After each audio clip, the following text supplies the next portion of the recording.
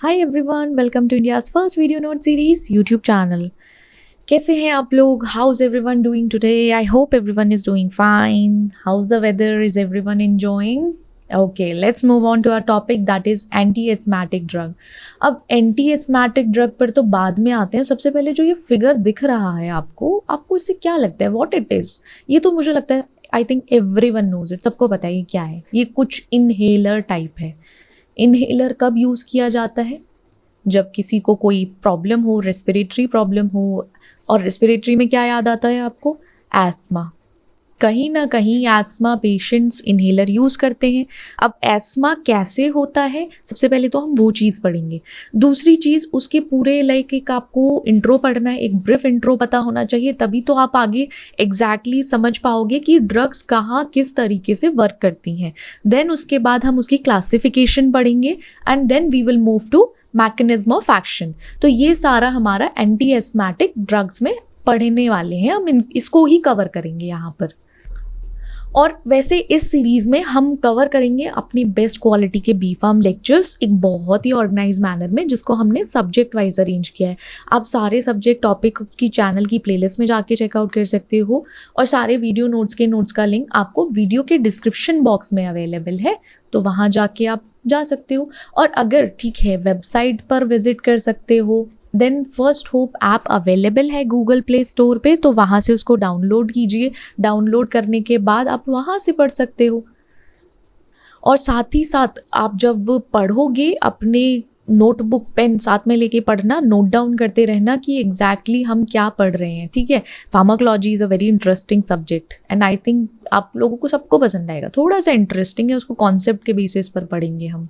अब जब भी एस्थमा की बात होती है, एस्थमा के बारे में कोई बात करेगा तो सबसे पहले उसका ध्यान हमेशा लंग्स पे जाता है कि एग्जैक्टली ये होता कहाँ है। सबसे पहली चीज़, एस्थमा एक क्रोनिक रेस्पिरेटरी डिजीज़ होती है जिसका काम है जहाँ से आप सांस लेते हो या जैसे आपका एयरवे है, एयर पैसेज होगा, वहाँ पे वो छोटा होने लगता है, मतलब नैरो होने लगेगा, जिससे क्या होगा, बहुत जल्दी जल्दी ना, या तो वीजिंग कफ जैसा लगेगा, कफिंग होगी। वीजिंग मतलब एक अजीब सा चेस्ट टाइटनेस लग सकती है, ब्रेथ में शॉर्टनेस हो सकती है, मतलब वो होता है ना सांस लेने में दिक्कत होने लगती है, लाइक कंजेशन सा फील होता है। तो ये सारे सिम्टम्स या एक तरीके से आप बोल सकते हो रीअकरिंग एपिसोड्स हैं, मतलब बार बार एस्मा पेशेंट में ये होता है कि उनको बार बार खांसी आती है, बार बार कफिंग होती है। तो ये सारे सिम्टम्स हैं। और फिर क्या चीज़ होती है कि ये सिम्टम्स कैसे आएंगे? कुछ तो रीज़न होगा ना, ऐसे तो किसी को नहीं होने वाले। ये सिम्टम्स कुछ पर्टिकुलर चीज़ों से ट्रिगर होते हैं कि अगर ठीक है ना, अगर कोई चीज़ है बिना आपके ट्रिगरिंग के वो नहीं अकर करेगी। आपको गुस्सा आता है, आपको बैठे बैठे गुस्सा आ जाता है? नहीं आता ना। कोई चीज़ आपको कोई पोक कर देगा या आपको कुछ ऐसी बोल देगा चीज़, तभी आपको गुस्सा आएगा। सेम वही होता है एस्मा में। एलर्जेंस है, इरिटेंट्स होते हैं कुछ किसी इन्फेक्शन की वजह से। और कुछ लोगों में, कुछ लोग अगर कुछ ज़्यादा इंटेंस एक्सरसाइज कर लेते हैं तो तब भी ये सिम्टम्स दिखने लगते हैं। तो ये सिम्टम्स इन चीज़ों से ट्रिगर होते हैं। अब एस्मा अटैक के टाइम पे क्या होता है, जो एयरवे है जहाँ से हवा जा रही है या एयर ले रहे हैं ऑक्सीजन एंड ऑल, तो क्या होता है वो इन्फ्लेम्ड हो जाता है, इन्फ्लेम्ड सूज जाता है या स्वेलन हो जाता है। अब जब वो नैरो होने लगेगा पाथवे, जो भी एयरवे था वो छोटा होने लगेगा। अब छोटा होगा तो वहाँ प्रॉब्लम पड़ेगी। कैसे? ब्रीदिंग प्रॉब्लम होगी, सही से सांस नहीं ले पाओगे। और एस्मा एक ऐसी कंडीशन है जो लाइफ लॉन्ग चलेगी, उसके लिए प्रॉपर ट्रीटमेंट की ज़रूरत है। और ये जो ट्रिगरिंग पॉइंट्स हैं, अगर किसी को एलर्जेंस है, बहुत लोगों को पोलन से एलर्जी होती है इस पर्टिकुलर टाइम पर, जैसे आपका अभी समर आने वाला है, स्प्रिंग के बाद समर चलेगा, तो उसमें क्या होगा, एलर्जेंस से बहुत ज़्यादा उनको प्रॉब्लम होती है। वही कॉमन सिम्टम्स हैं, तो उनको अवॉइड करके सिम्टम्स को मैनेज किया जा सकता है। बहुत सारे कॉजेज़ हैं एग्जैक्टली, तो आप इसको नहीं प्रॉपरली समझ सकते क्योंकि इसमें एज सच इतना बड़ा नहीं कुछ रिसर्च हुआ है। मतलब बहुत चीज़ें रिसर्च हुई हैं बट एग्जैक्टली ये नहीं कहा गया है सिर्फ इसी की वजह से होता है। कुछ कहते हैं ये जेनेटिक फैक्टर्स की वजह से हैं, लाइक जिस हिसाब से रिसर्च हुई है। कुछ इन्वायरमेंटल फैक्टर्स रिस्पॉन्सिबल हैं एस्मा के।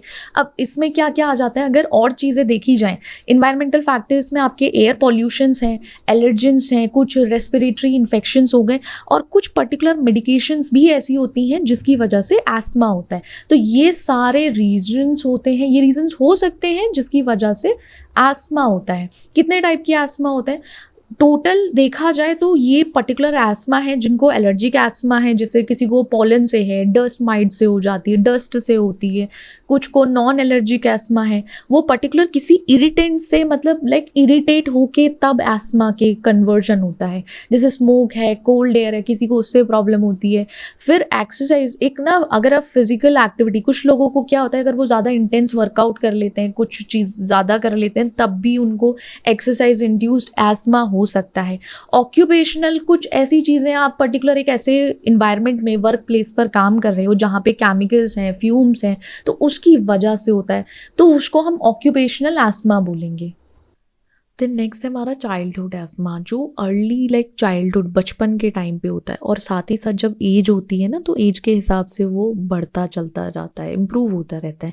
अडल्ट में ऐसा होता है कि वो अडल्टहुड कुछ हॉर्मोन्स की वजह से, ओबीज की वजह से या फिर स्ट्रेस की वजह से डेवलप होता है। सिम्टम्स आपको पता है एस्मा में क्या सिम्टम्स आएंगे, वीजिंग, शॉर्टनेस ऑफ ब्रेथ, यही लगेगा।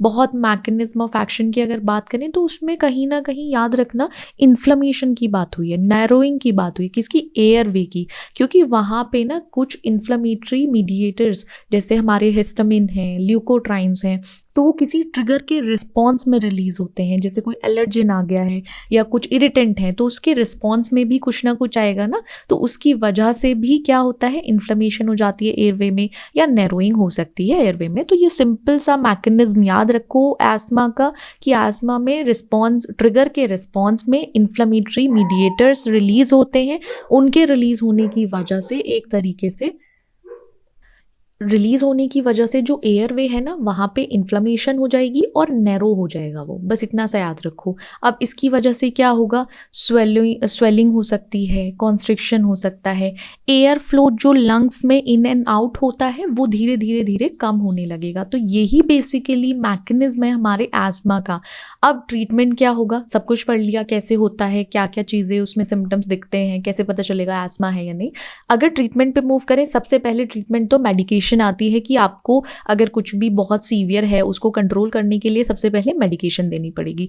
दूसरी चीज़, आपको अपना लाइफस्टाइल मैनेज करना पड़ेगा। कुछ आपको पता है कुछ ट्रिगर्स हैं, उसको अवॉइड करोगे, अपनी एक हेल्थी लाइफस्टाइल मेंटेन करोगे, साथ ही साथ अपनी ना चीज़ें मॉनिटर करते रहोगे कि लंग फंक्शन किस तरीके से है और आपका एस्मा एक्शन प्लान क्या है, वो सारी चीज़ें देखनी पड़ेगी आपको। ठीक है, अपने हेल्थ केयर प्रोवाइडर से बात करके आप अपने लाइक जो फिजिशियन है उनसे पूछ के ये सारी चीज़ें अपने लाइफस्टाइल में इनकॉर्पोरेट कर सकते हो। तो ये सारा एस्मा हो गया। अब हम मूव करते हैं एंटी एस्मेटिक ड्रग्स पे, उसकी फार्माकोलॉजी पढ़ते हैं, एग्जैक्टली किस तरीके से क्या क्या मेन क्लासेस हैं, देन उनके एग्जाम्पल्स क्या आते हैं, क्या मैकेनिज्म ऑफ एक्शन है उसमें। आपका ब्रोंकोडायलेटर्स है, हमेशा याद कर लेना कि डायलेशन के लिए ब्रोंकोडायलेटर्स यूज़ करते हैं, और आपने अगर नाम भी सुना हो सालब्यूटामॉल का थोड़ा बहुत भी, तो वो कहाँ आएगा, आपके ब्रोंकोडायलेटर्स में आएगा, बीटा एड्रेनर्जिक एगोनिस्ट में आता है। फिर आपके एंटीकोलिनर्जिक्स आते हैं, मिथाइलजेंथिन आ जाएगा। फिर इन्फ्लामेशन को ट्रीट करने के लिए एंटी इन्फ्लामेटरी एजेंट्स आते हैं, corticosteroids, leukotriene receptor antagonist, mast cell stabiliser. फिर बायोलॉजिक्स हैं, क्योंकि वहाँ पे अलग चीज़ें भी आ रही हैं, इन्फ्लामेटरी के साथ साथ ल्यूकोट्राइन्स भी आ रहे हैं, तो वो बायोलॉजिक्स के थ्रू लिया जाएगा। उसमें एंटी एस्मेटिक ड्रग की क्लासिफिकेशन में वो भी आते हैं, जो आपके एंटी आईजीई है, आपका anti IL-5, anti IL-4 receptor के थ्रू जो वर्क करता है, वही हमारा सारा pharmacology of anti asthmatic drug में आता है। सो बेसिकली आपको फार्माकोलॉजी में सबसे पहली चीज़ तो क्लासिफिकेशन बाय हार्ट होनी चाहिए, आप क्लासिफिकेशन नहीं भूल सकते। देन सेकंड, आपको उसके mode of action, mechanism of action बिल्कुल पता होने चाहिए। क्लासिफिकेशन याद है आपको, क्लासिफिकेशन किस तरीके से वर्क करें, किस किस मेन क्लासेस में आती हैं। देन तो देखो, ब्रोंकोडायलेटर्स हैं, तो आपको पता है एक चीज़ माइंड में रहेगी कि कुछ ना कुछ डायलेशन से रिलेटेड है, जो कॉन्स्ट्रिक्शन हो रहा था वो नहीं होगा, तो ये चीज़ याद रखना है। फिर एंटी इन्फ्लेमेटरी एजेंट्स में जो क्लासेस आ जाएंगी, जैसे कॉर्टिकोस्टेरॉइड है, तो आपको आपको पता है वो इन्फ्लेमेशन पर वर्क करेगा। जब क्रॉनिक अस्थमा हुआ है तो वहाँ पे इन्फ्लेमेशन है, अब इन्फ्लेमेशन को ट्रीट करने के लिए ही आपको ये चीज़ें करनी पड़ेंगी। तो ये सारी आपकी क्या हो जाएंगी, मेन क्लासेस हो जाएंगी। इस तरीके से आप इसको ईजिली पढ़ सकते हो।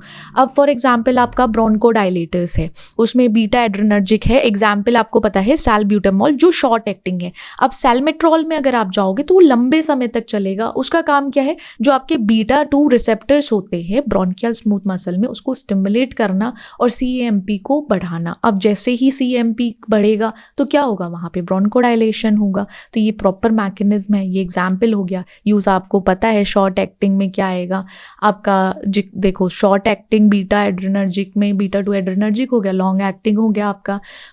अब इन्हेलर, अगर जैसे सडन एक्यूट अटैक हुआ है वहाँ पे रेस्क्यू करने के लिए इन्हेलर को यूज़ किया जाएगा एज अ लाइक मेडिकेशन के तौर पे। लॉन्ग एक्टिंग के लिए आपको प्रॉपर एक थेरेपी मेंटेन करनी पड़ेगी जिसमें क्या आएगा, आपके कॉर्टिकोस्टेरॉइड्स आते हैं, करेक्ट। तो ये क्या हो गए, ये सारे यूजेस हैं आपके बीटा एड्रेनर्जिक, जैसे सैल्ब्यूटामॉल है, सैल्मेट्रॉल के।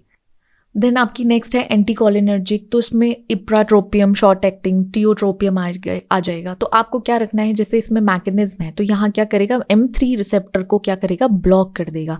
अब जब ये ब्लॉक होगा, जो वेजल या वेगल मीडिएटेड ब्रोंको कॉन्स्ट्रिक्शन होने वाला था वो इनिबिट हो जाएगा, और वो इनिबिट होगा तो कॉन्स्ट्रिक्शन नहीं होगा, तो उसको यूज़ किया जा सकता है। जैसे लाइक COPD है, मोस्ट कॉमनली जो एंटीकोलिनर्जिक्स को यूज़ किया जाता है। M3 हमारा मस्कैर्निक एंटागोनिस्ट हो गया, तो उसको याद रखना कि M3 क्या वर्क कर रहा है।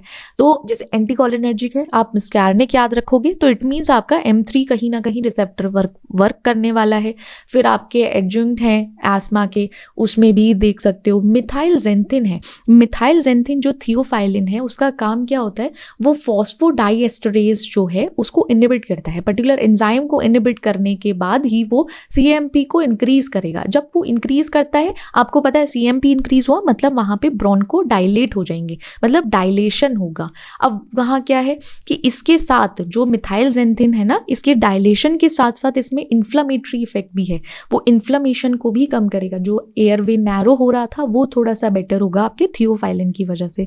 अब क्या होता है, इसको थोड़ा सा कम भी यूज़ करते हैं, इसको ज़्यादा नहीं यूज़ किया जा सकता क्योंकि इसका थेरेप्यूटिक इंडेक्स, साइड इफेक्ट थोड़ा उसकी वजह से नहीं यूज़ करते कि थियोफाइलिन का मे बी साइड इफेक्ट देखने को मिल सकता है, तो इसको अवॉइड किया जाता है। बट मैकेनिज्म और उसके बेसिस पर ये दोनों ही इफेक्ट शो करता है। एंटी इन्फ्लेमेटरी कॉर्टिकोस्टेरॉइड आ जाते हैं, तो कॉर्टिकोस्टेरॉइड में बैक्लोमिथासोन है जिसको इनहेल किया जाता है, प्रेडनिसोलोन है जो ओरली इनटेक किया जाता है। अब मैकेनिज्म में उनका काम क्या होता है, आपके जो जीन एक्सप्रेशन है, इन्फ्लामेटरी जीन एक्सप्रेशन है, उनको इनिबिट कर देना, साथ ही साथ जो साइटोकाइन का प्रोडक्शन बढ़ रहा था उसको कम करना।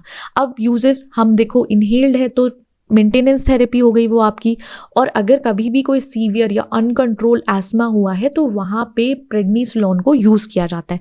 देन आपका ल्यूकोट्राइन रिसेप्टर एंटागोनिस्ट है तो मोंटेल्यूकास। अब मोंटेल्यूकास किसने नहीं सुना, सबने सुना होगा। लिवोसिट्राजिन के साथ इसका कॉम्बिनेशन आता है, montelukast levocetirizine, if you know then you know, ठीक है। तो ज़ेफेरल्यूकास्ट है। मैकेनिज्म में उसका काम क्या होता है, ल्यूकोट्राइन रिसेप्टर को ब्लॉक कर देना। जैसे ही वो ब्लॉक होंगे वहाँ पे जो ब्रोंको कॉन्स्ट्रिक्शन हो रहा था वो कम होने लगेगा। अब वो कम हो जाएगा, यू नो कि कॉन्स्ट्रिक्शन कम हुआ है तो बल्ले बल्ले कि बढ़िया हो गया वो डायलेशन के उसमें। अब म्यूकस सिक्रीशन वो कम होगा, म्यूकस की वजह से भी एक एयरवे कुछ स्टक हो रहा था। इन्फ्लामेशन कम होगा एज अ ल्यूकोट्राइन को इन्फ्लामेशन के लिए। अब इसको क्या किया जाता है, एड ऑन थेरेपी की तरह लिया जाता है। मतलब अगर एस्प्रिन सेंसिटिव है कोई पर्सन, या किसी पर्सन को एक्सरसाइज इंड्यूस्ड एस्मा हुआ है, तो वो क्या करेगा, इसको एड ऑन की तरह ले सकता है। तभी तो जब एलर्जिक रिएक्शन होता है तो मोंटेल्यूकास लिवोसिट्राजिन ये सब देते हैं एक साथ, तो वो एड ऑन थेरेपी में आ जाता है। देन आपका ये मास्ट सेल स्टेबलाइजर हो गया। इसमें क्या है, आपका क्रोमेलिन सोडियम है जिसका काम है मास्ट सेल डीग्रैनुलेशन को प्रिवेंट, मतलब उसको होने नहीं देना। अब जब वो नहीं होगा, हिस्टामिन की कमी हो जाएगी, रिड्यूस हो जाएंगे, ल्यूकोट्राइन रिलीज कम होगा, क्योंकि हिस्टामिन ल्यूकोट्राइन ये किसके उसमें आ रहे थे, किसी इन्फेक्शन, किसी इरिटेंट, किसी ट्रिगरिंग जो पॉइंट्स थे आपके ट्रिगर्ड पॉइंट, उसके बेसिस पर रिलीज हो रहे थे। अब वो जब रिलीज हो रहे थे तो वहाँ इन्फ्लेमेशन हो रहा था, फिर एस्मा अटैक हो रहा था, कॉजेस। तो इस तरीके से मास्ट सेल डिग्रैनुलेशन को प्रिवेंट किया गया, तो हिस्टामिन नहीं बना, फिर वो भी रिलीज नहीं हुआ, तो इस तरीके से उसको ट्रीट किया जा सकता है। अब इसको यूज़ कब करते हैं? प्रोफाइलेक्सिस में यूज़ किया जाएगा। अब अभी के टाइम पे अगर देखा जाए तो इतना एज सच नहीं इसको यूज़ किया जा रहा है, पहले के समय पे इसको यूज़ किया जाता था बट नॉट नाउ। अब बायोलॉजिक्स आते हैं, बायोलॉजिक्स में कुछ मीडिएटर हैं, पर्टिकुलर टारगेट स्पेसिफिक मीडिएटर्स होते हैं जिनका इन्फ्लेमेशन में काम है। किसी पर्सन को, अगर किसी पेशेंट को सीवियर एस्मा है, मतलब लाइक अनदर लेवल है, तो उस पर्टिकुलर टाइम पे मोनोक्लोनल एंटीबॉडीज़ को दिया जाएगा। अब मोनोक्लोनल एंटीबॉडीज़ में आपके एंटी IgE आ जाएगा, ओमेलिजुमेब है, ठीक है। यहाँ पे इसका मैकेनिज्म है कि ये पर्टिकुलर बाइंड करेगा IgE से। अब जब IgE से बाइंड करेगा तो इसका काम क्या है? मास्ट सेल का एक्टिवेशन नहीं होने देना। अब जब वो एक्टिवेट नहीं होगा तो क्या होगा? एट द एंड ल्यूकोट्राइन्स का रिलीज नहीं होगा, वो कम हो जाएंगे, इन्फ्लेमेशन नहीं होगी। तो इसका क्या काम है? ये प्रॉपर मास्ट सेल को एक्टिवेट नहीं होने देगा। अब जैसे कभी भी किसी को सीवियर एलर्जिक एस्मा हुआ है, वो किसी पर्टिकुलर ड्रग से कंट्रोल ही नहीं हो पा रहा है, कोई मेडिकेशन वहाँ काम ही नहीं कर रही है, तो वहाँ क्या किया जाएगा? ये बायोलॉजिक्स यूज़ किए जाएंगे। आपके जो मोनोक्लोनल एंटीबॉडीज़ हैं इनको यूज़ करके देन ट्रीट किया जाएगा। फिर आपके नेक्स्ट है एंटी-IL इंटरल्यूकोट्राइन्स, और आपका एंटी-IL-4 रिसेप्टर है, जैसे मेपोलिजुमैब है या ड्यूप्लीलुमैब है। तो इसमें क्या करता है? वो पर्टिकुलर इंटरल्यूकिन्स को इनिबिट कर देगा, पर्टिकुलर वो पाथवे को ही इनिबिट करेगा, तो उसकी वजह से जो इज़िनोफिलिक इन्फ्लामेशन होने वाली थी या वो चीज़ जो कर सकता था वो कम कर देगा। अब जैसे जैसे कम होगा तो वो एस्मा का एज अ ट्रीट हो पाएगा। अब सीवियर इज़िनोफिलिक एस्मा होते हैं तो वहाँ पे एंटी-IL-5 एंटी-IL-4 रिसेप्टर के तरीके से हम बायोलॉजिक्स को यूज़ कर सकते हैं, राइट। अब नेक्स्ट है क्या क्या ड्रग्स हम COPD मैनेजमेंट के लिए यूज़ कर सकते हैं, जिसमें आपका क्या आ जाता है? क्रॉनिक ऑब्स्ट्रक्टिव पल्मोनरी डिजीज़, ठीक है, chronic obstructive pulmonary disease COPD। इसमें क्या होता है? आपकी जो रेस्पिरेटरी कंडीशन है वो कुछ ज़्यादा प्रोग्रेसिव स्टेट में आ गई है। अब जब वो प्रोग्रेस हुई है तो क्या हो गया? क्या होगा ज़्यादा से ज़्यादा? बताओ। डिफ़िकल्टी होगी सांस लेने में, ब्रीदिंग में प्रॉब्लम होगी। अब क्या होगा? उसमें क्या क्या इंक्लूड हो जाएगा? जैसे ब्रोंकाइटिस हो सकता है, इन्फ्लेमेशन हो सकता है, नैरो हो सकता है, ज़्यादा से ज़्यादा म्यूकस का प्रोडक्शन हो जाएगा, एम्फिज़मा है जहाँ पे एल्वियोली जो एयर सैक है वो डैमेज होना शुरू हो जाएंगे। अब वो डैमेज, अच्छा एक चीज़ और, अगर आपको लंग्स का, सबसे पहली चीज़ तो आपको क्या पता होनी चाहिए? लंग्स की पूरी फिजियोलॉजी पता होनी चाहिए, पूरी एनाटमी पता होनी चाहिए। अगर आपको नहीं पता, क्या करना है? आपको जाना है, आप अपने फर्स्ट ईयर की ह्यूमन एनाटमी में जाओ, HAPP को उठाओ, ठीक है, लिंक देखो डिस्क्रिप्शन बॉक्स में अवेलेबल है, ठीक है, वहाँ से लिंक पे क्लिक करो, उस पर्टिकुलर सेमेस्टर पर जाओ, ईयर जाओ और वहाँ से ह्यूमन एनाटमी से पढ़ के आओ, तभी आपको पता चलेगा एग्जैक्टली हम किस जगह की बात कर रहे हैं, कहाँ क्या चीज़ वर्क कर रही है। इट्स ओके, भूल गए हो कोई बात नहीं, फिर से रिवाइज करके आओ, जल्दी से जाओ रिवाइज करके आओ, ठीक है। ये है एम्फिज़मा है जहाँ पे एल्वियोलाई डैमेज होते हैं, जो एयर सैक है वो डैमेज हो गए, उसकी वजह से लंग का फंक्शन कम होता जा रहा है। फिर रेफ्रेक्टरी एस्मा है, वो नहीं रिस्पॉन्ड करता किसी भी स्टैंडर्ड ट्रीटमेंट के लिए। ये चीज़ ध्यान रखो कि COPD में यही चीज़ें होती हैं। ये क्रॉनिक ब्रोंकाइटिस होगा, एम्फिज़मा होगा और आपका रिफ्रैक्टरी एस्मा होगा। करेक्ट, राइट, समझ गए। अब कॉजेज़ क्या क्या है यहाँ पे? अगर आप लंबे समय तक किसी भी इरिटेंट से एक्सपोज रहोगे, या आप ऐसे समझो फॉर एग्जाम्पल टोबैको स्मोक है, कोई लाइक स्मोकिंग करता है, आप उसके साथ रहते हो बहुत लंबे समय तक, उसको भले कुछ हो ना हो आपको ज़रूर हो जाएगा अगर आपके कहीं ना कहीं जीन इधर उधर हुए तो। दूसरा आपका एयर पॉल्यूशन, फिर पर्टिकुलर आपके इरिटेंट्स में डस्ट और केमिकल्स भी आ जाते हैं जिस पर्टिकुलर वर्क प्लेस पर आप काम करते हो। ऑक्यूपेशनल डस्ट एंड केमिकल भी एक रीजन होता है। रीज़न क्यों है? क्योंकि आपका वहाँ पे लंबे समय तक रहना है। वर्क प्लेस में ऐसा तो है नहीं कि आप 2 घंटे के लिए जाओगे आ जाओगे, आपको मैक्स टू मैक्स वहाँ 9 to 5 जॉब करना पड़ेगा, आपको वहाँ बैठना पड़ेगा उन डस्ट में केमिकल्स में, तो आपका एक्सपोजर ज़्यादा है। ज़्यादा एक्सपोजर होने की वजह से आपको चांसेस हैं कि आपको COPD डेवलप हो सकता है। फिर एट द एंड आके ये समझिए कि कुछ जेनेटिक फैक्टर्स भी इसमें कंट्रीब्यूशन करते हैं। उनका कंट्रीब्यूशन, उनका पूरा हाथ है कि भाई तुम्हें बीमार कर देंगे अगर तुम ऐसे बैठे रहे तो लंबे समय तक। अब सिम्टम्स क्या आ जाएंगे? देखो, पर्टिकुलर एस्मा में और COPD में ऑलमोस्ट कुछ सेम सिम्टम्स हैं। कभी कभी एस्मा को मिसअंडरस्टैंड किया जा सकता है COPD से, या COPD को मिसअंडरस्टैंड किया जा सकता है एस्मा से। बट उसमें कुछ चीज़ें जैसे ध्यान क्या रखना है, आपका शॉर्टनेस ऑफ ब्रेथ उसमें भी होता है जब कोई एक्टिविटी कर रहे हो, कुछ फिजिकल एक्टिविटी है पर्टिकुलर उस टाइम पे। कफ के टाइम पे म्यूकस हो रहा है, आप कफ कर रहे हो, कफिंग हो रही है, खांसी हो रही है, उस टाइम पे म्यूकस सिक्रीशन बहुत ज़्यादा है, वीजिंग, चेस्ट टाइटनेस। देन आपको फटीग फील होता है, हर टाइम पूरे टाइम आपको ऐसा लगता है इट्स अ फटीग, बहुत ज़्यादा कुछ करने का मन नहीं करता। आपको इन्फेक्शन, रेस्पिरेटरी इन्फेक्शन जल्दी जल्दी होने लगता है। आपके लिप्स और फिंगर नेल्स क्या होते हैं, ब्लूइश हो जाते हैं, नीले पड़ जाते हैं। ठीक है, होठ और नाखून जो होते हैं ना नीले पड़ने लगते हैं। साइनोसिस बोलते हैं उसको, साइनोसिस एक सिम्टम है हमारे COPD का। फिर आपके एंकल्स, फीट, लेग्स सब में स्वेलिंग आनी शुरू हो जाती है। तो क्या होता है, देखो पर्टिकुलर ये चीज़ है, आपने सिम्टम्स पढ़ लिए, इसको कोरिलेट करना ज़रूरी है एज आपके फिजिशियन से। आपका फिजिशियन ही बताएगा, हेल्थ केयर प्रोफेशनल के थ्रू ही ये चीज़ होनी चाहिए। कभी कभी कुछ सिम्टम्स क्या होता है, हम लोग गलती से उसको एजिंग से या लैक ऑफ फिटनेस ने भी कोरिलेट कर सकते हैं कि यार एज तो बढ़ी रही है, उस हिसाब से मे बी ये सारे सिम्टम्स हो रहे हों, या तू भाई एक्सरसाइज नहीं करता है इस वजह से हो। तो ये सारे रीज़न दे दिए जाते हैं, बट ऐसा कुछ नहीं होता। और कभी कभी डेवलप भी हो जाते हैं, कभी कभी गलतियाँ भी हो जाती हैं। तो वो क्या चीज़ है, हमें ध्यान रखना पड़ता है, थोड़ा सा यहाँ पे केयरफुल रहना है। फिजिशियन से जाके बात करो, मिलो उससे। देन ट्रीटमेंट, देखो सिम्टम्स को रिलीव करने के लिए आपको प्रॉपर एक मेडिकेशन प्लान चाहिए। आपका हेल्थ प्लान होना चाहिए कि आप किस तरीके से अपना डाइटरी इंटेक और क्या कैसे मैनेज करोगे, लंग फंक्शन को कैसे बढ़ाया जाए और कैसे आप अपनी क्वालिटी लाइफ में इंप्रूवमेंट ला सकते हो। आपका QL बहुत अच्छा होना चाहिए, ये आपका ट्रीटमेंट गोल है, इसको ध्यान रखना। कभी भी कोई डिजीज़ हो, कभी भी कोई बीमारी हो, सबसे पहली चीज़ आपकी लाइफ में क्वालिटी ऑफ लाइफ आता है कि आपको उसको इम्प्रूव करना चाहिए। देन कॉम्प्लिकेशंस हैं, डिजीज़ प्रोग्रेशन है, उसको प्रिवेंट करो, उसको अवॉइड करो। एक तरीके से ऐसा सोचो कि अगर भाई मुझे ये चीज़ और ज़्यादा हो सकती है तो उसको नहीं होने देना है। अब क्या क्या ड्रग्स यूज़ कर सकते हैं COPD के मैनेजमेंट में? अब जब यहाँ कॉन्स्ट्रिक्शन की बात हुई है तो ब्रोंकोडायलेटर भैया सबसे पहले आगे बैठे हुए हैं, सेम वही उनका काम है कि कैसे वो वर्क करेंगे। फिर इनहेल्ड कॉर्टिकोस्टेरॉइड है, क्योंकि इमीडिएट थेरेपी के लिए इनहेल्ड कॉर्टिकोस्टेरॉइड ज़्यादा अच्छे से वर्क कर पाते हैं। कॉम्बिनेशन में मेडिकेशन चलती हैं, अगर कॉम्बिनेशन में होगा कि उसको पर्टिकुलर वीजिंग है, देन चेस्ट पेन है, कफ है, तो कफ का भी चला देंगे एक साथ। फिर उसके बाद आपका कुछ बीटा एगोनिस्ट भी चला देंगे।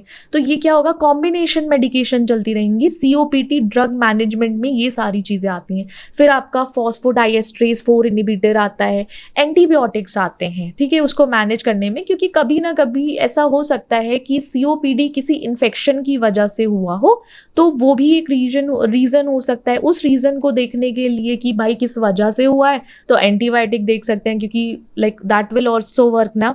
तो कॉम्बिनेशन में ब्रोंकोडायलेटर्स, आपके कॉर्टिकोस्टेरॉइड साथ में मिलके अच्छा काम करते हैं। इन्फ्लेमेशन भी कम करेंगे, आपके एयरवे जो मसल्स हैं उनको रिलैक्स करने में हेल्प करेंगे, जिससे कि ब्रीथिंग जो है प्रॉपर हो जाए, डायलेशन भी हो जाए कम, आपका इन्फ्लेमेशन भी कम हो जाए। तो ब्रोंकोडायलेटर से तो आपको यहाँ क्या आएगा, यहाँ पे तो डायलेशन के बारे में बात हुई है कि डायलेशन हो जाएगा। कॉर्टिकोस्टेरॉइड आपका इन्फ्लेमेशन के लिए कह रहा है कि इन्फ्लेमेशन खत्म हो जाएगा, और जब ये चीज़ें कम हो जाएंगी तो आपका एयरवे अच्छे तरीके से वर्क करेगा। फॉस्फोडाइएस्ट्रेज 4 इनहिबिटर्स जो हैं उनका काम है इन्फ्लेमेशन को कम करना, और साथ ही साथ आपका जो एयरवे है वो रिलैक्स रहे। सीवियर COPD में फ्रीक्वेंटली फ्लेयर अप होते हैं बार बार, उस टाइम पे पर्टिकुलर यूज़ किया जा सकता है। रेफ्लुमिलास्ट है, उसको यूज़ कर सकते हैं। एंटीबायोटिक्स की ट्रीटमेंट रेस्पिरेटरी अगर इन्फेक्शन हुआ है तो वो शायद एक तरीके से COPD के सिम्टम्स को और ख़राब कर सकता है। इन्फेक्शन तो भाई अलग लेवल ख़राब करता ही करता है, तो उसको मैनेज करने के लिए पहले तो भाई खुद COPD सर पे बैठा हुआ है, COPD के बाद फिर इन्फेक्शन आके बैठ जाएगा, इन्फेक्शन और चीज़ें ख़राब कर देगा। तो उसको इन्फेक्शन को अवॉइड करने के लिए, बैक्टीरिया को अवॉइड करने के लिए उसको हम एंटीबायोटिक्स दे देंगे। ठीक है, समझ गए? इसको कोरिलेट करो कि if a patient came to you तो किस तरीके से आप उसको as a treatment plan design करके दोगे। ऐसे करके थोड़ा सा दिमाग लगाओ, क्लासिफिकेशन भी ईजी हो जाएंगी आपकी। करेक्ट। एडिशनल ट्रीटमेंट में आपका ऑक्सीजन थेरेपी आती है। अब जिनके ब्लड में ऑक्सीजन का लेवल कम हो जाता है तो वहाँ पे एडवांस, जब सीओपीडी का बहुत एडवांसमेंट हो जाता है तो होता है ऑक्सीजन में ब्लड में ऑक्सीजन का लेवल कम हो जाता है, तो वहाँ पे उनको ऑक्सीजन प्रोवाइड की जाती है। पल्मोनरी रिहैबिलिटेशन में, क्योंकि उनको एक तरीके से रिहैब में एक्सरसाइज, ब्रीदिंग प्रॉब्लम्स जो बढ़ रही थी वो ब्रीदिंग एक्सरसाइज की तरीके से रिड्यूस की जाती हैं, फिजिकली ट्रेनिंग दी जाती है। Then at the end additional treatment में मेडिकेशन के अलावा फिर आपके लाइफस्टाइल चेंजेस आते हैं। आपको 110% हर डिजीज़ में अपने लाइफस्टाइल मॉडिफिकेशन करने ही करने हैं, then only you can survive. मतलब सर्वाइव ऑल्सो, बट मेडिकेशन ज़्यादा अच्छे से वर्क करेंगी। कौन बीमार होना चाहता है? कोई बीमार नहीं होना चाहता। तो अपनी मॉडिफिकेशन करके लाइफस्टाइल थोड़ा सा अच्छे करो, मैनेज करो, उसको चेंज करो, then it's will be good, well and good for you. ठीक है, अब ये एडिशनल ट्रीटमेंट है। अगर आपके नोन में है कोई ऐसे एस्थमेटिक पर्सन और या फिर सीओपीडी पर्सन, तो आप उसको ये चीज़ें बता सकते हो कि भाई ये चीज़ें और करो, then it will be better. Next है आपके एक्सपेक्टोरेंट्स एंड एंटीटसिव। अब एक्सपेक्टेरेंट्स जब ये भाई सब खास ही रहे हैं तो मतलब कुछ तो कर रहे हैं। अब इसमें क्या है, एयरवे में जो म्यूकस है या फिर कुछ इरिटेंट्स की वजह से आपको क्या हो रहा है, कफिंग हो रही है। ये एक तरीके से एयरवे को प्रोटेक्ट करने का तरीका है। आपके गले में कभी कुछ फंस जाता है, खांसते हो नहीं खांसते हो, कभी आप सोचो किचन में जाते हो, if your mother is cooking something, your mom is cooking something, आप जाते हो, आप खांसने लगते हो, वो एक रिफ्लेक्स एक्शन है हमारी बॉडी का, हमारे एयरवे को प्रोटेक्ट करने के लिए।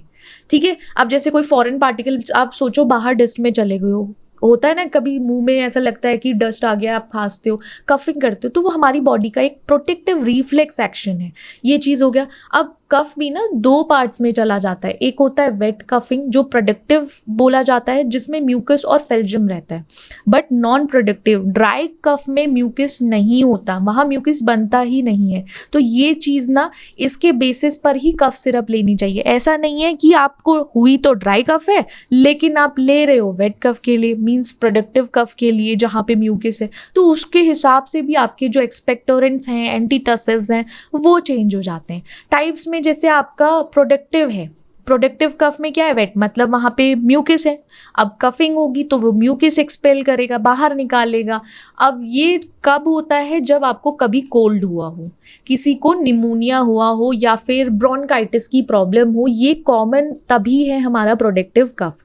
अगर कभी भी याद रखना किसी को इरिटेंट से ट्रिगर हुआ है, एलर्जी से कफिंग ट्रिगर हुई है, एस्मा या गर्ड से, किसी भी चीज़ से, वहाँ पे म्यूकस नहीं होगा। ठीक है, ये याद रखना। एक अगर जैसे ड्राई कफ है ना किसी को, तो ये समझ सकते हो कि पर्टिकुलर पर्सन को शायद किसी चीज़ से एलर्जी हो सकती है या कोई ऐसा इरिटेंट है जिसकी वजह से इसको कफिंग हो रही है, तो वहाँ पे क्या है, ड्राई कफ। वहाँ पे आपको ड्राई कफ के हिसाब से ही सिरप लेना है। समझ गए? तो इसको इस तरीके से हमने डिवाइड किया है टाइप्स ऑफ कफ में, हमने नहीं, पहले से ही डिवाइडेड है ये। ड्यूरेशन क्या होती है, अब ये कफ की ड्यूरेशन भी होती है। कुछ लोग बोलते हैं कि मुझे तो इतने लंबे समय से खांसी आ रही है, पता नहीं बंद ही नहीं हो पा रही है, तो उस पर थोड़ा सा ध्यान रखना है कि कितने टाइम ड्यूरेशन हुआ है, कितने टाइम से कफिंग हो रही। एक्यूट कफ होगा तो वो 3 हफ्ते से हमेशा कम रहेगा, लेस देन 3 वीक या लास्ट अप टू 3 वीक्स, ऐसा मान के चलो। वो कोल्ड फ्लू के टाइम पे होता है वो एक्यूट कफ। सब एक्यूट कफ में 3 to 8 वीक्स लग जाते हैं इन्फेक्शन के बाद। क्रोनिक कफ में होता है वो मोर देन 8 वीक्स चलता है। आप स्मोकिंग करते, कुछ लोग देखना, कुछ लोग क्या, तुम्हारे जान पहचान में ही अगर कोई ऐसे हैं तो तुम्हें समझ आएगा कि अगर कोई स्मोकिंग करता है तो उसको कफिंग बहुत ज़्यादा होती है, कंटिन्यूसली वो कफ करते रहते हैं, खांसते रहते हैं बार बार। तो क्या हो गया, 8 वीक्स से ज़्यादा रहेगा क्रोनिक कफ एस्मा के, गर्ड के या स्मोकिंग के टाइम पे। मैकेनिज्म वही है, याद रखो, इरिटेशन ट्रिगर्ड हुई है, ठीक है, triggered by mucus, foreign particles या इरिटेंट। एक खुद सोचो, म्यूकस इकट्ठा होना शुरू हो गया है, बॉडी का काम है कि उसको बाहर निकाल देना। अब वो इरिटेट कर रहा है मतलब अब खांसना पड़ेगा, उसको बाहर निकालना पड़ेगा। देन रिसेप्टर एक्टिवेशन है, आपके सेंसरी नर्व्स और जो एयरवे में सिग्नल सेंड करना शुरू करेंगे। फिर आपका कफ सेंटर एक्टिवेट हो जाएगा कि अच्छा ब्रेन को सिग्नल मिल गया है, ब्रेन स्टेम उस सिग्नल को प्रोसेस करना स्टार्ट करेगा कि अच्छा भाई अब खांसना है, इसको स्टार्ट करना है, तभी कुछ होगा, इस तरीके से। फिर मसल कॉन्ट्रैक्शन होगा डायफ्राम का, चेस्ट एब्डोमेन टाइटन हो जाएगा। फिर एक्सपल्जन होगा एयर का, एयर को फोर्सफुली बाहर निकाला जाएगा, जिससे कि जो इरिटेंट फंसा हुआ है ना गले में कि भाई तुम क्यों फंस गए हो, तुम बाहर निकलो, तो वो क्या करेगा, हमारा कफ उसको बाहर निकाल देगा एयर को कि भाई तुम साथ में कुछ और भी ले आयो, बाहर निकलो। एक्सपेक्टोरेंट्स जो होते हैं, अब ध्यान रखना, ये ज़रूर पढ़ना, क्योंकि हर किसी को, हर दूसरे बंदे को कफ होता ही होता है। किसी को गलत कफ सिरप मत पिला देना, तुम फार्मासिस्ट हो, इतना तो ध्यान रखो। एक्सपेक्टोरेंट्स में, अब एक्सपेक्टोरेंट्स वो चीज़ होती है, वो कफ सिरप्स होते हैं जिसमें हम प्रोडक्टिव या वेट, जिसमें म्यूकस है, म्यूकस क्लियरेंस के लिए हम मेडिकेशन लेते हैं। मेडिकेशन बोल दो, सिरप बोल दो, आप ऐसा समझो। अब expectorants use to treat productive cough by facilitating mucus clearance. First purpose expectorant का यही है। अब फंक्शन क्या है, इसका काम है कि आपका जो म्यूकस है वो बहुत टाइट है, बाहर नहीं निकलता, तो सबसे पहले उसको लूजन अप करेगा, धीरे धीरे लूज होगा, वो थिन होगा, देन उसके क्या होगा, इजीली एक्सपेल हो जाएगा, इजीली बाहर निकल पाएगा। प्रोडक्टिव कफ में आप यूज़ करोगे उसका काम है सिक्रीशन बढ़ाना, जिससे म्यूकस की जो विस्कोसिटी है, मतलब जो जितना वो विस्कस है ना, वो विस्कोसिटी कम हो जाए। अब कम होगी तो इजीली बाहर एक्सपेल आउट हो जाएगा। आपका गुआइफेंसिन एग्जाम्पल है एक्सपेक्टोरेंट्स का। एक्सपेक्टोरेंट में ये बहुत कॉमनली यूज़ किया जाता है आज के टाइम पे एज एन एक्सपेक्टोरेंट। अब समझ गए, एक्सपेक्टोरेंट मतलब प्रोडक्टिव वेट कफ के लिए यूज़ करना। अब टाइप्स ऑफ एक्सपेक्टोरेंट में आपके म्यूकोलाइटिक्स आते हैं, प्रोट्यूसिव्स आते हैं, या सिक्रिटोलाइटिक्स हैं, मतलब आप ऐसा समझो कि उसमें सिक्रीशन के लिए है। अब म्यूकोलाइटिक्स में एन एसिटाइल सिस्टीन आता है, ब्रोमहेक्सिन आता है, एम्ब्रोक्सिल आता है, 2 चीज़ें आ गई हैं। अब इसे याद रखना, म्यूकोलाइटिक्स का मतलब है जैसे म्यूकोप्रोटीन्स हैं, ठीक है, वो क्या करेगा, डाइसल्फाइड, सबसे पहली चीज़ है कि म्यूकस की विस्कोसिटी को कम करना। हमेशा याद रखना, म्यूकोलाइटिक्स मतलब म्यूकस की विस्कोसिटी कम करना। जैसे आपका एन एसिटाइल सिस्टीन है, उसका काम है डाइसल्फाइड बॉन्ड को तोड़ के म्यूकोप्रोटीन्स में लाना। अब जब ये म्यूकोप्रोटीन्स में लाएगा तो वहाँ पे जो विस्कोसिटी है म्यूकस की, वो कम हो जाएगी। फिर आपका ब्रोमहेक्सिन एम्ब्रोक्सिल है। एम्ब्रोक्सिल देखो, अब एक चीज़, it's a very important thing, इसको नोट डाउन कर लेना। अब आपके मॉन्टेल्यूकास्ट, लिवोसिट्रिजिन, एम्ब्रोक्सिल का एक कॉम्बिनेशन आता है तीनों का, तो वो बहुत बढ़िया रहता है, कफ के लिए भी रहेगा, आपकी एलर्जी के लिए भी रहेगा, इन्फ्लामेशन के लिए रहेगा, ब्रोंकोडाइलेशन के लिए रहेगा, अगर किसी को रेस्पिरेटरी, ठीक है, वो एम्ब्रोक्सिल है। उसका काम है कि जो सीरस म्यूकस है उसका प्रोडक्शन बढ़ सके, और जो म्यूकस है वो थोड़ा सा थिन हो जाए, स्टिकी कम रहे और इजीली एक्सपेल आउट हो जाए, बाहर ही तो निकालना है उसको। अब इसका कभी किसी को क्रोनिक ब्रोंकाइटिस हुआ है, COPD है, सिस्टिक फिब्रोसिस है, तब हम म्यूकोलाइटिक्स को यूज़ करते हैं। कभी कभी नेबुलाइजेशन के टाइम पे भी यूज़ करते हैं, कि कब छोटे बच्चों को हो जाता है ना, नेबुलाइजर देते हैं, छोटे बच्चों को नहीं, बड़े को भी लग सकता है नेबुलाइजर, बट स्टिल हम उसमें भी म्यूकोलाइटिक्स को यूज़ करते हैं।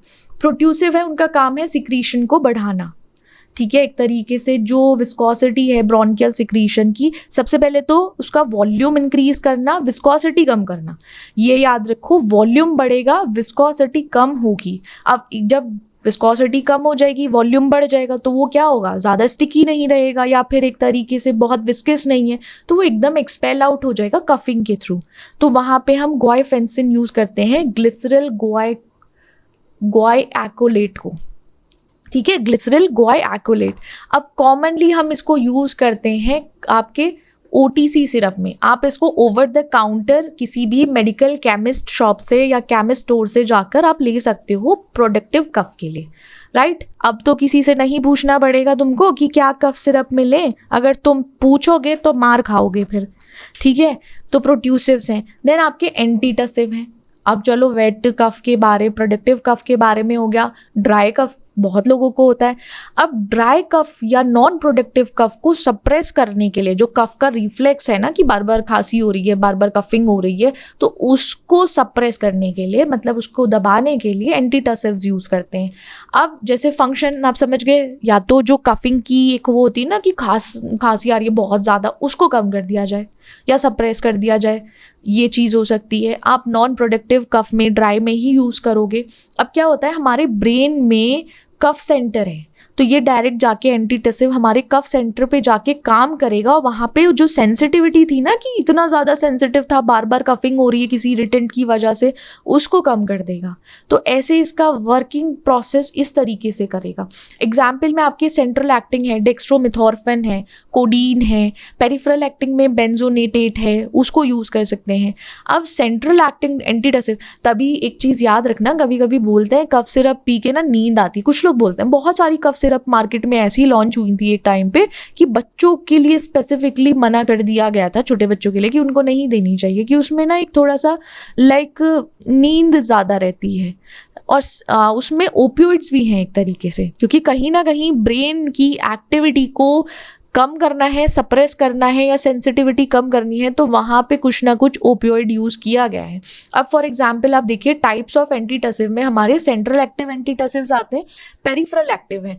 सेंट्रल में आपका ओपियोइड आएगा, नॉन ओपियोइड एंटीटसिव है। तो जो सेंट्रल एक्टिंग एंटीटसिव है, उनका काम है मैड्यूला में, जो हमारा कफ सेंटर है मैड्यूला में, वहाँ जाके उस पर्टिकुलर रिफ्लेक्स को सप्रेस कर देना कि भाई ठीक है, समझ गए हैं, इरिटेंट है, तुम इतना मत कफ करो, ठीक है, उसकी कफिंग बंद करा देंगे कफ सेंटर पे ही जाके, ठीक है, ये चीज़ हो गई। फिर ओपियोइड एंटीटसिव है, उसका एग्जाम्पल है आपका कोडीन, फोलकोडीन। अब ये पर्टिकुलर आपके क्या है, ये वर्क करेगा आपके म्यू ओपियोइड रिसेप्टर जो ब्रेन स्टेम में प्रेजेंट है। अब वो ब्रेन स्टेम है, उनका काम क्या है, कफ को सप्रेस कर देना। जो आपका कफ सेंटर है वहाँ सप्रेशन होगा तो कफ नहीं होगा।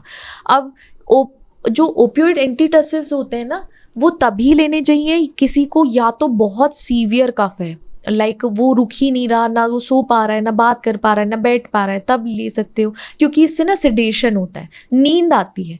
साथ ही साथ इस पे थोड़ा सा रेस्पिरेटरी डिप्रेशन भी हो सकता है, चांसेस है आपका रेस्पिरेटरी पे कुछ ना कुछ इफेक्ट शो करे। कॉन्स्टिपेशन है। अब इसमें ओपियोइड है, आप ऐसे समझिए, ओपियोइड है तो कहीं ना कहीं ये थोड़ा सा डिपेंडेंसी लाएगा कि भाई इससे तो नींद अच्छी आ रही है, यही पी के सो जाते हैं, या फिर ये तो अच्छा है, मज़े आ रहे हैं, तो इस तरीके से।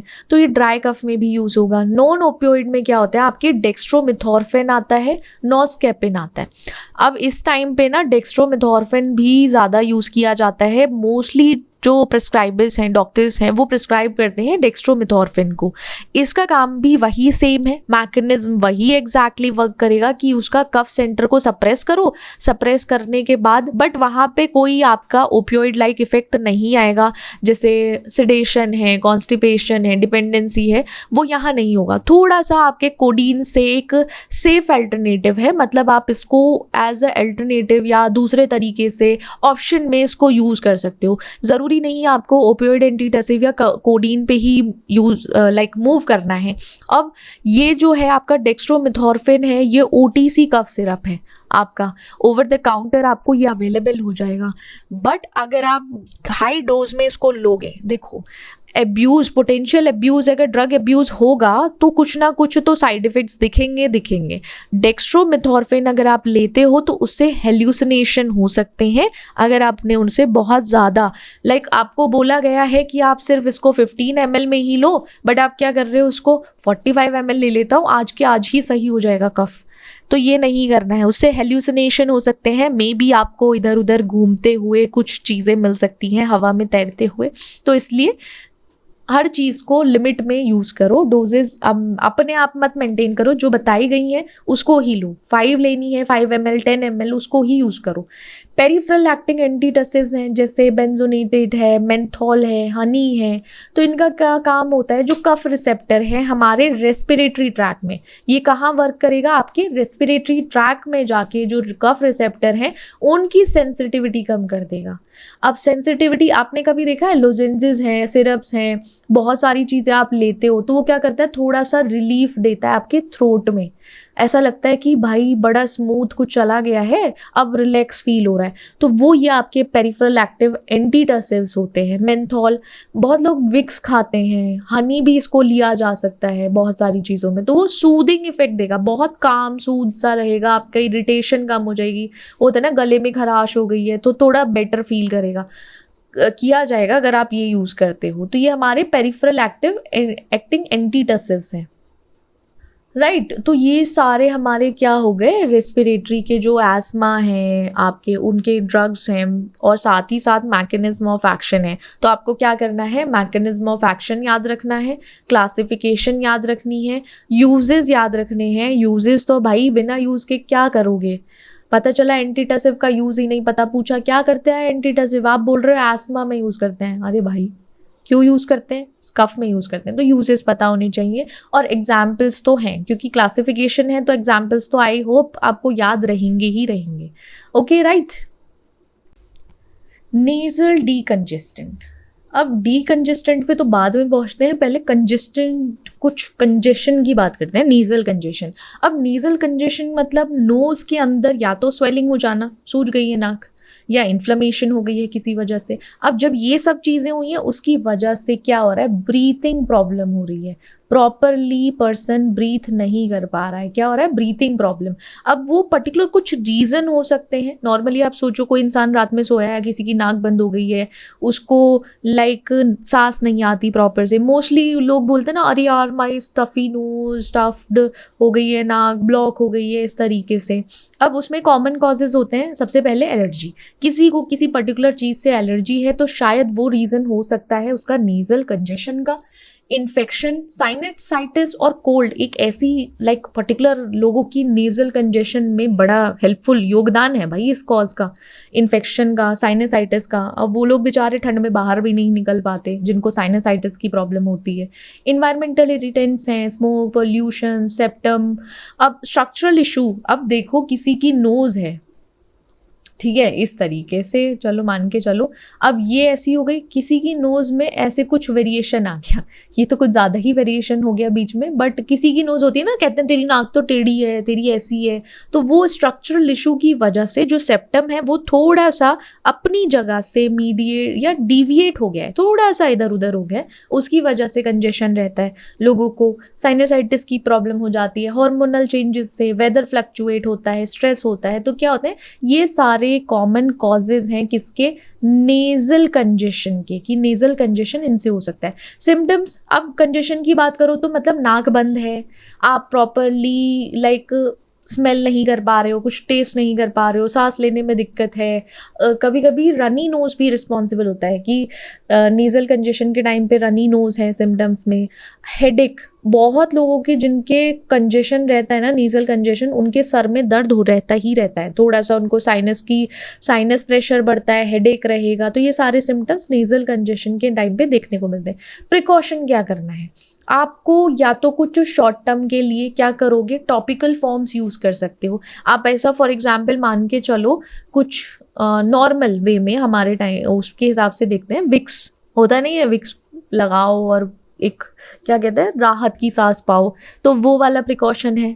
ओवर यूज से रीबाउंड कंजेशन भी हो सकता है कि भाई ठीक है आओ कंजेशन गले मिल देते हैं, तुमने तो लिया ट्रीटमेंट के लिए था, उल्टा वो कुछ हो और कुछ गया, तो ओवर यूज नहीं करना है।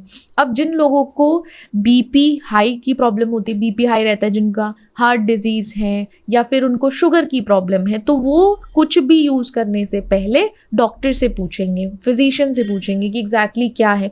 कॉमन साइड इफ़ेक्ट में ब्लड प्रेशर बढ़ता है, नर्वसनेस बढ़ जाती है और नींद नहीं आती, इंसोम्निया की कंडीशन हो जाती है। अदर ट्रीटमेंट्स में फिर आपके मेडिकेशंस आते हैं, मेडिसिन लेना पड़ेगा आपको, जैसे एंटीहिस्टामिन्स हैं, सेलिन नेजल स्प्रे हो गए, स्टीम इन्हेलेशन है, नेजल इरिगेशन में नेटी पॉट आते हैं, तो वो यूज़ कर सकते हैं। तो ये क्या हो गया आपके एज ए ट्रीटमेंट, आप इनको भी यूज़ कर सकते हो। अब फार्माकोलॉजी है नेजल डीकंजेस्टेंट की, उसमें नेजल कंजेशन होता है कि आपकी जो नेजल में, नोज में ब्लड वेसल है वहाँ पे डायलेशन हो गया, ठीक है, डायलेशन हुआ है, आपका जो नेजल म्यूकोसा है वहाँ स्वेलिंग आ चुकी है, या फिर नेजल सिक्रीशन बढ़ गया है, तो वो क्या होगा, आपका नेजल कंजेशन कॉज्ड हुआ है। अब कॉमनली अगर मोस्ट कॉमन फॉर्म की बात करें कि एग्जैक्टली नेजल कंजेशन होता कब है, तो आप क्या बताओगे? सबसे पहली चीज़ तो कोल्ड में, वो होता है ना कि यार ठंड लग गई है या ठंड है, अभी थोड़ा विंटर टाइम है, तो क्या हो गया, कॉमन कोल्ड हो गया, कोल्ड की वजह से थोड़ा सा नेजल कंजेशन है। एलर्जिक रिनिटिस है, साइनसाइटिस है। अब साइनसाइटिस में ये होता है कि इन्फ्लेमेशन हो जाती है, ठीक है। अब नेजल डीकंजेस्टेंट को हम सिम्पैथोमिमेटिक्स भी बोलते हैं। क्या बोलते हैं इनको हम? सिम्पैथोमिमेटिक्स, जिनका काम है कंजेशन से रिलीज कराना, क्योंकि जो ब्लड वेसल नेजल में है वहाँ पे क्या करेगा, वैसो कॉन्स्ट्रिक्शन कराएगा। डायलेशन को अवॉइड करके कॉन्स्ट्रिक्ट करना ज़रूरी है, जिससे कि स्वेलिंग कम हो जाए और एयर फ्लो है वो ज़्यादा अच्छे से हो पाए। मेन काम तो भाई, मेन गोल हमारा नेज़ल डीकंजेस्टेंट का यही है कि जो नेज़ल स्टफ हुई है, मतलब आप ऐसे समझिए नोज स्टफ्ड है या कंजेशन हुआ है, तो उसमें रिलीफ देना, ब्रीथिंग को इम्प्रूव कराना, सिक्रीशन का ड्रेनेज होना, साथ ही साथ इंट्रानेजल ड्रग की डिलीवरी को बढ़ाना। ठीक है, ये हमारे क्या हो गए, मेन गोल्स हैं।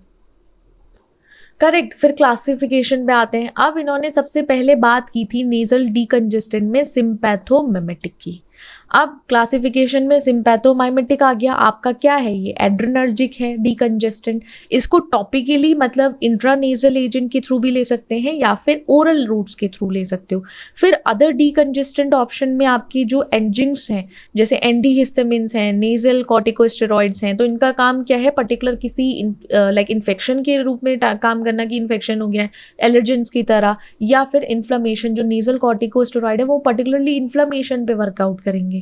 अब सिम्पैथोमिमेटिक जो एड्रेनर्जिक डीकंजेस्टेंट है, जिसमें टॉपिकल या इंट्रानेजल एजेंट आता है, जैसे ज़ाइलोमेटाज़ोलिन है, ऑक्सीमेटाज़ोलिन, फिनाइलेफ्रीन है, इसका काम है जो अल्फा 1 एड्रेनर्जिक रिसेप्टर हैं नेजल म्यूकोसा में, जो पर्टिकुलर अल्फा 1 एड्रेनर्जिक रिसेप्टर हैं उनको स्टिमुलेट करना। और जब से ही ये स्टिमुलेट होंगे, इनका काम होगा वैसो कॉन्स्ट्रिक्शन कॉज करना।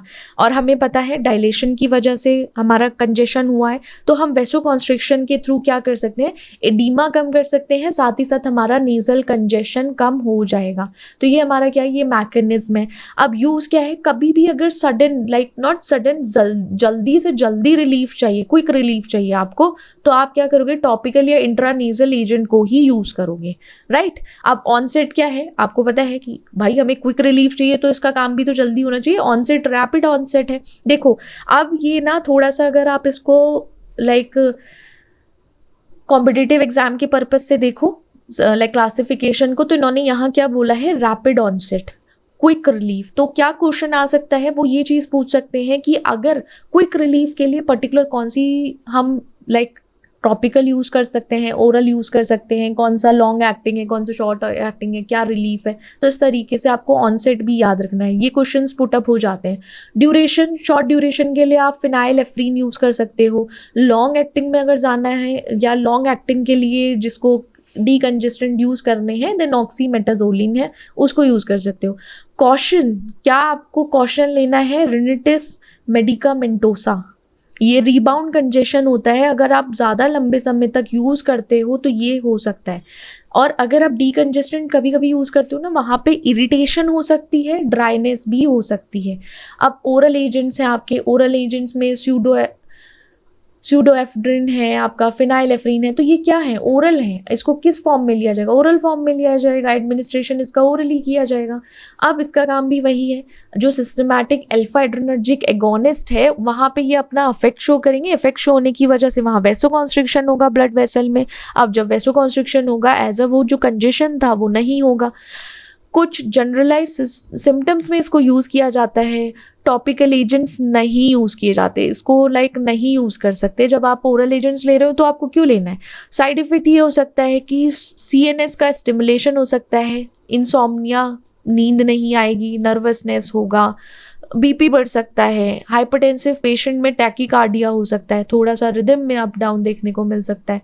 देन आपके अदर डीकंजेस्टेंट ऑप्शंस आते हैं एडजंक्ट्स में। तो एडजंक्ट्स में आपके प्राइमरी डीकंजेस्टेंट तो नहीं, बट आपके कुछ एजेंट्स हैं जो डीकंजेशन में असिस्ट करते हैं। मतलब वो पीछे पीछे एक तरीके से होता है ना असिस्टेंट की तरह, कि हाँ भाई पूरा तो नहीं, थोड़ा बहुत तो काम कर ही देंगे हम। तो एंटीहिस्टामिन है, जैसे क्लोरफेनेरामाइन है, तो उसका काम है एलर्जिक इन्फ्लेमेशन को कम कर देना। फिर आपका जो हिस्टामिन मीडिएटेड नेसल कंजेशन है वो, फिर इसको हम यूज़ कब करेंगे? कुछ तो होगा ना, अगर हम इसको डीकंजेस्टेंट के साथ कंबाइन कर रहे हैं तो कुछ एक्स्ट्रा होगा, तो वहाँ पे हमारा एलर्जिक रिनिटिस आ जाएगा। फिर नेसल कॉर्टिकोस्टेरॉइड में फ्लूटिकासोन है, फ्लूटिकासोन को लिया जाता है बहुत। नेजल कॉर्टिकोस्टेरॉइड में सबसे कॉमन हमारा फ्लूटिकासोन को यूज़ किया जाता है मोस्टली, क्योंकि ये as a long term management में यूज़ कर सकते हैं, बट इससे कोई रैपिड इमीडिएट रिलीफ नहीं मिलने वाला, बट काम करेगा। एंटी इन्फ्लेमेटरी है, ये इन्फ्लेमेशन कम करेगा, म्यूकोसल स्वेलिंग को भी कम करेगा। तो ये क्या था हमारा नेजल डीकंजेस्टेंट्स। अब नेक्स्ट है हमारा रेस्पिरेटरी स्टिमुलेंट्स। रेस्पिरेटरी स्टिमुलेंट्स वो ड्रग्स होती हैं जिनका काम है ब्रीथिंग रेट को बढ़ाना या ब्रीथिंग की डेप्थ को बढ़ाना। दो चीज़ याद रखना, आपका ब्रीथिंग है तो ब्रीथिंग का एक तो रेट इंक्रीज करना, फिर ब्रीथिंग का डेप्थ इंक्रीज करना। ये दोनों चीज़ किससे होंगी? आपके रेस्पिरेटरी स्टिमुलेंट से होंगी। अब कभी भी जैसे कुछ नॉट डिजीज़ बट कुछ मेडिकेशन की वजह से रेस्पिरेटरी डिप्रेशन हो जाता है। अभी हम ऊपर पढ़ के भी आए हैं कि डिप्रेशन, अगर रेस्पिरेटरी डिप्रेशन है तो कैसे करेंगे, तो वहाँ पे रेस्पिरेटरी स्टिमुलेंट दिया जाएगा। जो डिप्रेस हुआ है, सप्रेस हुआ है, उसको बेचारे को उठा के स्टिमुलेट किया जाएगा कि भाई उदास मत हो, तू भी सही रहे। हाइपोवेंटिलेशन जैसी कंडीशन में, फॉर एग्जाम्पल आपका COPD है, स्लीप एपनिया है, या कभी भी रेस्पिरेटरी फेलियर, या एक आपने सुना होगा एनेस्थीसिया रिकवरी के टाइम पे ना थोड़ा सा रेस्पिरेटरी डिप्रेशन हो जाता है, क्योंकि एनेस्थीसिया कॉज करता है कि थोड़ा सा रिलैक्स बॉडी एक बहुत काम लाइक कुछ ना करने वाली स्थिति में पहुंच जाती है, तो उसको उठाने के लिए, जगाने के लिए रेस्पिरेटरी स्टिमुलेंट को यूज़ किया जाता है। मैकेनिज्म में कि एग्जैक्ट मैकेनिज्म तो आपका ड्रग क्लास पे डिपेंड करता है, कि जैसे आपका रेस्पिरेटरी स्टिमुलेंट है तो क्या करेंगे, रेस्पिरेटरी ड्राइव जो है उसको बढ़ा देंगे। आपका जो ब्रेन स्टेम में सेंटर है, रेस्पिरेटरी सेंटर, उसको स्टिमुलेट करेंगे, उसको मोटिवेट कर देंगे कि भाई चल खड़ा हो जा, काम पे लग जा, इस टाइप से। फिर न्यूरोट्रांसमीटर एक्टिविटी को इन्फ्लुएंस करते हैं। अब क्या होता है, जैसे आपके ब्लड में pH और CO2 है तो उसके लेवल में ऑल्ट्रेशन करना शुरू कर देते हैं, जिसकी वजह से वेंटिलेशन बढ़ जाता है। करेक्ट, समझे मैकेनिज्म ऑफ एक्शन को। फिर यूजेस में कब यूज़ करोगे जो रेस्पिरेटरी स्टिमुलेंट है? कभी भी हमें किसी COPD का ट्रीटमेंट करना है, मैनेजमेंट करना है, एनेस्थीसिया इंड्यूस्ड रेस्पिरेटरी डिप्रेशन है, स्लीप एपनिया है, न्यूरोमस्कुलर डिसऑर्डर है, तो पर्टिकुलर उस टाइम पे हम क्या यूज़ करते हैं, रेस्पिरेटरी स्टिमुलेंट। ड्रॉबैक्स लिमिटेशन क्या है? देखो ड्रॉबैक लिमिटेशन में ज़्यादा से ज़्यादा या तो कोई टॉलरेंस का कुछ इशू होगा, इफेक्टिवनेस कम होगा अगर हम ज़्यादा लंबे समय तक। एक चीज़ है ना कि अगर आप ज़्यादा टाइम ड्यूरेशन के लिए 1 साल 2 साल या उससे ज़्यादा यूज़ करने लगते हो कोई चीज़, तो उसकी इफेक्टिवनेस कम होने लगती है, तो वो टॉलरेंस बिल्ड हो जाती है बॉडी में। साइड इफेक्ट्स दिखते हैं, देखो एलोपैथी में कहाँ साइड इफेक्ट्स नहीं है, कहाँ इन पर्टिकुलर चीज़ों में साइड इफेक्ट्स नहीं होते। अब नर्वसनेस है, नोजिया फील हो सकता है, ट्रिमर, थोड़े से ट्रिमर्स हो सकते हैं, कांपना नहीं हो, या चांसेस है नींद नहीं आए। फिर ड्रग इंट्रैक्शन भी देखना पड़ता है कि ये एक अदर मेडिकेशन के साथ शायद इंट्रैक्ट कर सकते हैं, उससे एक अलग ही रिजल्ट आ सकता है जो अनएक्सपेक्टेड हो। अब हर पेशेंट के लिए हर ड्रग नहीं सूटेबल है, जैसे जिनको कार्डियक इश्यूज हैं तो वहाँ पे नहीं यूज़ कर सकते आप रेस्पिरेटरी स्टिमुलेंट को। लिमिटेड एफिकेसी है, मतलब वहाँ पे आउटकम सीवियर केसेस में शायद नहीं इम्प्रूव हो पाए, ठीक है, एफिकेसी थोड़ी सी कम है। क्लासिफिकेशन में आपका कैसे काम करेगा, सबसे पहले तो ये रेस्पिरेटरी आपके सेंट्रल रेस्पिरेटरी स्टिमुलेंट की तरह, जैसे डॉक्साप्रैम है, निकेतमाइड है, ऑब्सोलीट।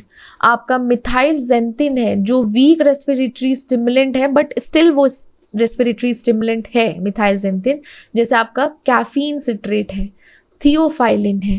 देन आपका कार्बन डाइऑक्साइड इनहेलेशन। एक केस था, वहाँ पे एक लेडी थी, तो उनको क्या होता था, वो ना हर टाइम लेटी रहती थी, उन्हें ऐसा लगता था कि भाई वीकनेस हो रही है, कुछ नहीं हो पाएगा, ऐसा होता था।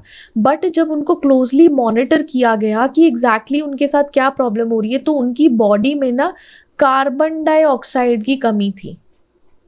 समझ रहे हो, कार्बन डाइऑक्साइड नहीं था जिसकी वजह से उन्हें प्रॉब्लम हो रही थी, तो उनको कार्बन डाइऑक्साइड इनहेलेशन कराया गया था। अब आपका सेंट्रल रेस्पिरेटरी स्टिमुलेंट है जो डायरेक्टली कहाँ काम करते हैं, आपके ब्रेन स्टेम में जो रेस्पिरेटरी सेंटर है वहाँ काम करेंगे।